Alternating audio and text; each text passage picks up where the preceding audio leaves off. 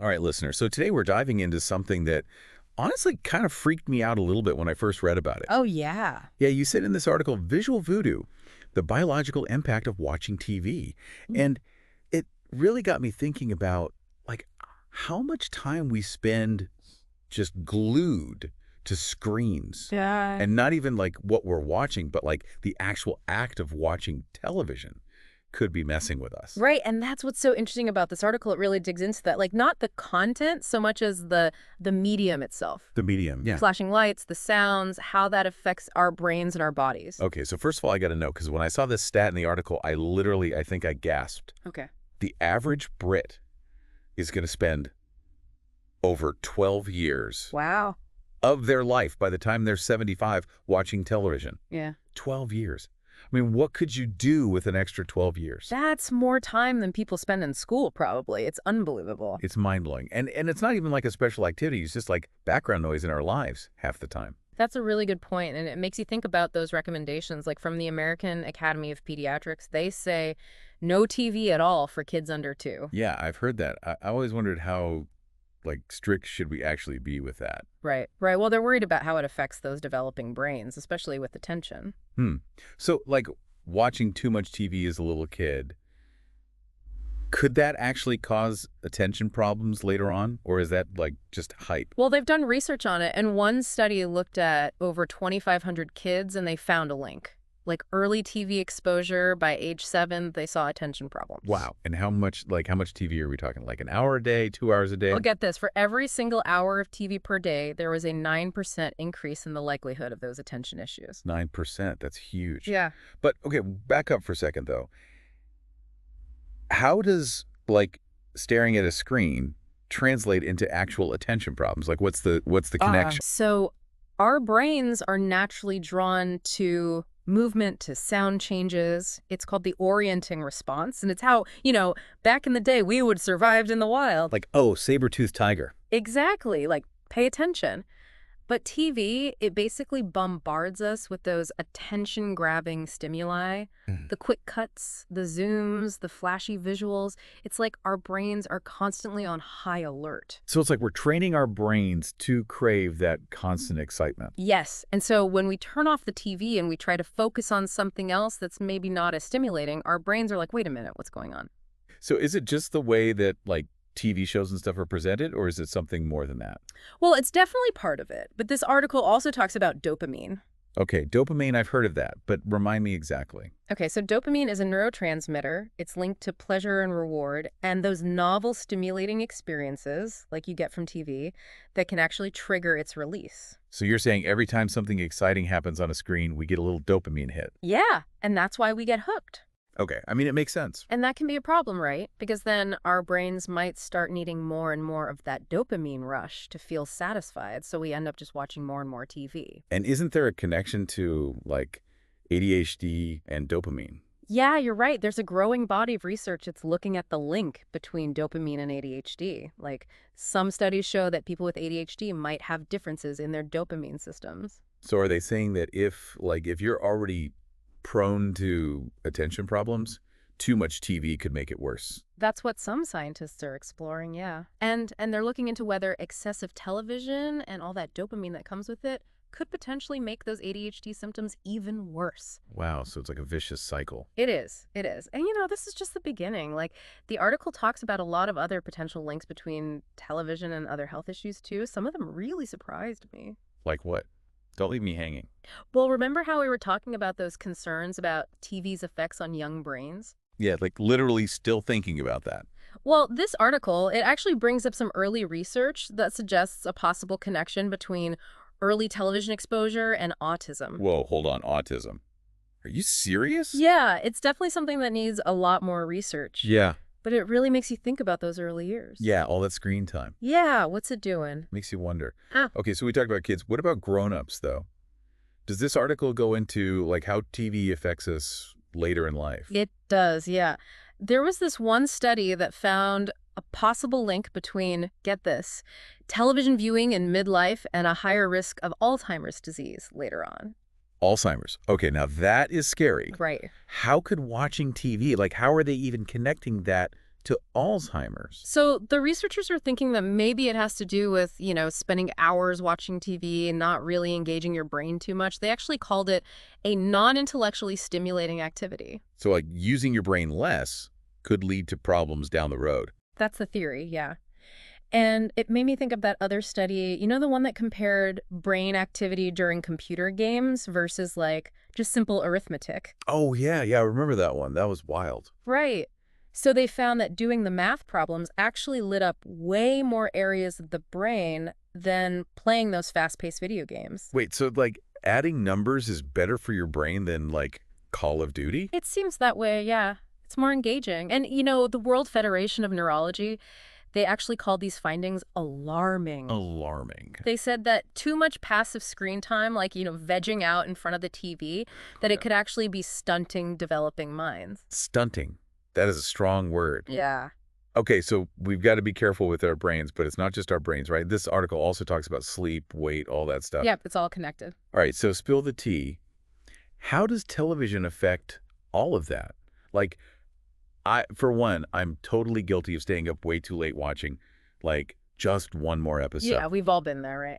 But how does that, like, actually mess with our sleep? Well, one thing is, like you said, people are staying up later to watch TV, so there are concerns that kids especially aren't getting enough sleep overall. Yeah, that makes sense. But there's more to it than that. They're finding that exposure to television can actually disrupt people's sleep patterns, even if they're not staying up super late. Really? So even if you're not, like, binge watching until 2:00 a.m., it's still just having the TV on can mess with your sleep. It seems so. And they're seeing it in people of all ages. Like they found connections between television and like irregular sleep schedules, having trouble falling asleep, even just sleeping for shorter periods of time. And there's something about melatonin too, right? Like, doesn't TV mess with our melatonin levels or something? You're right. Yeah. So melatonin, that's the hormone that helps regulate our sleep-wake cycle. And it's also a powerful antioxidant. Right, right. So they did some studies where they restricted screen time, which included TV in children, and they found that it actually increased their melatonin production.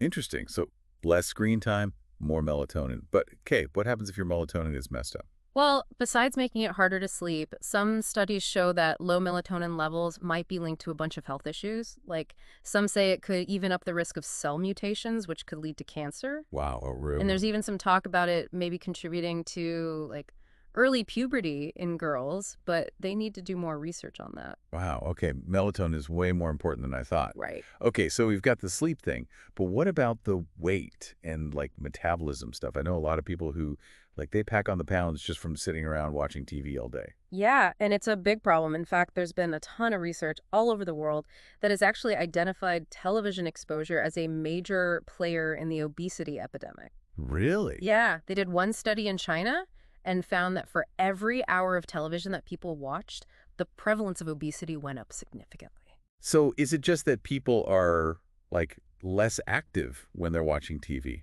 Or is there something else going on? Well, yeah, the sedentary lifestyle is definitely part of it, but there are studies that show that watching TV might actually lower our resting metabolic rates. Wait, seriously? You mean, like, we burn fewer calories at rest just from watching TV? How is that even possible? No, it sounds kind of crazy, right? Hey. But there's more and more research coming out that says it's true. Plus, we can't forget about all the snacking that happens in front of the TV. True. Chips, popcorn, sugary drinks, all that stuff. And studies show that when we're distracted, we tend to eat more. Oh, yeah, totally. Like, I don't even realize how much I'm eating when I'm watching a movie, you know? Exactly. It's mindless eating. Plus, think about all the food advertising that we're bombarded with during commercial breaks. Oh, don't even get me started on the commercials. Like, it's like they're designed to make us crave junk food. Right. It's like a recipe for weight gain, less activity, slower metabolism, mindless snacking, and constant temptation. It's a recipe for disaster, really. Yeah. But, okay, this is all kind of terrifying, but is there any, like, long-term research on this? I mean, does watching too much TV as a kid actually set you up for health problems later on? That's a great question. And yeah, there's a really interesting study that looked into this, a 26-year study. They published it in The Lancet. 26 years. Okay, they were dedicated. Right. So they followed over 1,000 kids all the way from childhood into adulthood. Wow, that's intense. And what did they find? Well, they found that those who watched more than 2 hours of television a day, between the ages of 5 and 15 were more likely to have a bunch of health problems later in life. Like what kind of problems? They saw higher rates of high cholesterol, more obesity, No way. even smoking. Wait. Oh, and they had reduced cardiovascular fitness. No way. All because they watched too much TV as kids. That's what this study suggests, yeah. And it wasn't just those specific issues either. Really? Yeah, they talked about other changes too, like an increased risk of problems with glucose metabolism, Yep. type 2 diabetes, and even things like myopia or nearsightedness were more common in those who watched a lot of TV early on. So basically all those hours in front of the TV could be setting kids up for a whole host of health problems down the road. That's what the research is pointing to, yeah. Wow. This is kind of a lot to process. It's like you grow up thinking that television is just this harmless thing, you know? Yeah, it's just entertainment. Exactly. But really, it could be affecting us in ways we never even imagined. It's kind of creepy when you think about it. Yeah, it really makes you stop and think. Seriously, though, it's like we've just been living in this little bubble thinking, oh, TV, whatever, it's fine. Yeah. But it's like a whole other side to it, you know? It makes you realize that all this technology we use, it's not just us using it. It's like, it's affecting us back. Yeah, yeah. Even just like passively watching something, it's still having an impact. It's kind of a trip when you think about it. It really is. Yeah. Okay, so like, what do we do with all this information? Should we all just throw out our TVs and like go live in a yurt or something? Probably not. That might be a little extreme. Okay, good point. But it's about being more aware, I think, like really thinking about our screen time habits and trying to find a healthier balance. Balance, yeah. That's always the key, isn't it? Right. And like thinking about what we're watching too, maybe instead of just like flipping through channels or endlessly scrolling, we try to be more intentional about choosing shows that we actually find like engaging and interesting. So like quality over quantity. Exactly. And when you are watching something, really be present. Like put your phone away, turn off notifications, and just actually watch the show. Be a mindful viewer. Yes. I can get behind that. Yeah. What about for like parents who are like, oh my gosh, my kids are watching way too much TV. What should they do? Well, the American Academy of Pediatrics has some good guidelines. Like for little kids under 18 months, they say no screen time at all. Yeah. And then for kids between 2 and 5, they recommend keeping it to an hour a day, max. And they emphasize it should be like high quality programs. Educational stuff, not just like whatever's on. Exactly. Okay, and then I'm guessing for older kids, teenagers, it's just, again, that balance thing. Yeah, it's all about finding that balance. Encourage them to do other things they enjoy, you know? Play outside, read a book, hang out with friends, whatever they're into. To get enough sleep. Oh, that's a big one, especially because we're talking about screens. Like one of the simplest things we can all do is just shut off screens an hour or two before bed. No more late night Netflix binges. It's tough, but probably for the best. Remember all that stuff about blue light messing with our melatonin? Ugh, don't remind me. Blue light is the worst. But seriously, though, this has been, like, eye-opening. Like, I'm definitely going to be thinking about my own screen time habits now. Me too, me too. And, you know, it's not about being anti-technology. It's just about being more aware. Totally. Being more in control of our tech instead of letting it control us. Well said. All right, listener, we want to hear from you. What are your biggest takeaways from today's deep dive? Have you noticed any, like, changes in your own life or well-being after, spending time in front of a screen? What are you doing to, like, create a healthier relationship with technology? Let us know. Hit us up on social media, because the more we talk about this stuff, the more aware we become. And the better choices we can make for ourselves and our families. Absolutely.